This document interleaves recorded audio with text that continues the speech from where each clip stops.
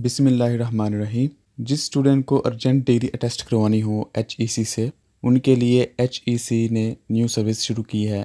इस सर्विस में स्टूडेंट्स को कॉपी की फ़ीस जो कि 500 थी और ओरिजिनल की फ़ीस जो कि 800 थी के अलावा अर्जेंट प्रोसेस के लिए 5000 एक्स्ट्रा देने पड़ेंगे, जो अर्जेंट टेस्टेशन के लिए आपसे लिए जाएंगे।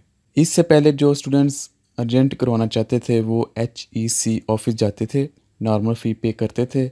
इसके अलावा स्टूडेंट्स HEC को कुछ डॉक्यूमेंट्स प्रोवाइड करते थे जिनसे ये शो होता था कि उनको वाकई अर्जेंट टेस्ट डिग्री चाहिए, तो तब HEC वाले उस स्टूडेंट की डिग्री अटेस्ट कर देते थे, लेकिन विदाउट एनी चार्जेस। अब उन्होंने फ़ी रख दी है जो कि पाकिस्तानी 5000 रुपये हैं। HEC का कहना है कि इस इकदाम से HEC का रेवेन्यू बढ़ेगा और वो बेहतरीन फैसिलिटीज़ प्रोवाइड कर सकेंगे।